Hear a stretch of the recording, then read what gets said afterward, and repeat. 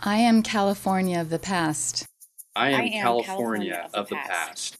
I I am California of the past.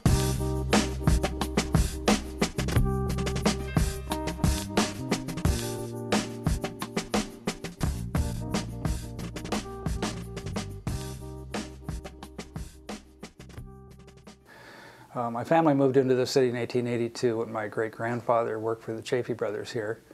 My wife and I bought the house in 1974 when she and I got married. That was built as a wedding present for my grandmother in 1905.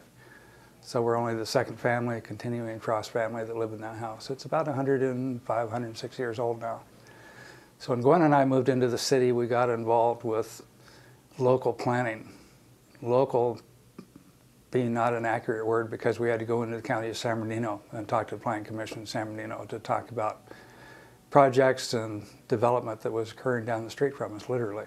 So she and I got involved with the Tri-Community Incorporation Committee in about 1975 or 76, which is a group composed of 3 individuals from Alta Loma, 3 from Cucamonga, 3 from Etiwanda, that basically set up a feasibility study for the incorporation of the city of Rancho Cucamonga. It was literally about 3 months before incorporation, before the vote was taken, when Gwen and I thought we should run for city council. We'd been involved for about 2 years of pre-incorporation history. We're pretty familiar with the pros and cons of incorporation, and felt because of our involvement that I was one of the better candidates. There were 36 candidates in the first election.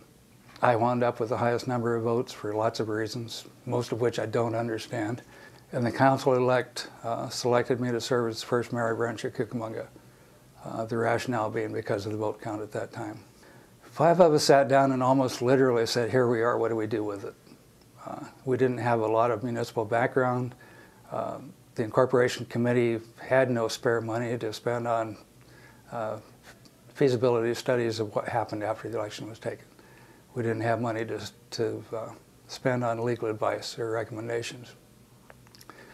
So again, the 5 of us literally sat down and said, what do we do? We had a small businessman, Mike Palumbo. John Michaels was working for the Youth Authority in Chino. I think he had a master's at that time. He was the textbook guy. The rest of us were realists, and we kind of straightened John out from time to time. Phil Schlosser was president of Schlosser Forge, self-made millionaire. Charlie West was a manager for Abitibi, making wallboard. So we had 2 industrialists, a small businessman. I was chief accountant for the Chafee College District at that time, and John Michaels. So we made a good mix.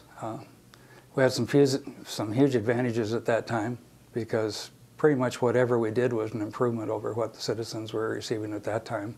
One of the big issues, of course, was to acquire local tax money and spend it locally, which wasn't necessarily being done then. So there are lots of reasons for incorporation.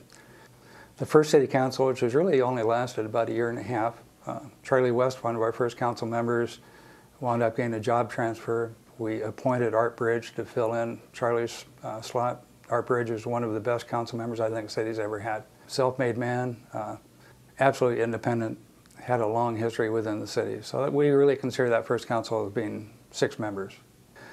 We accomplished an awful lot during those first few years. Either a testament to that or otherwise is there was a recall effort taken for all 5 of us. We knew because of the complications and the difficulties for the first city council, we knew that some folks would be very unhappy with us because they failed to realize that change was coming, and the role of the first city council was to try to direct that change. And then another quirk in 1980, all 5 of us came up for re-election just because of the timing of the incorporation. All 5 of us were successfully re-elected. So I think that was also a testimony that we had accomplished a lot of good during those first few years.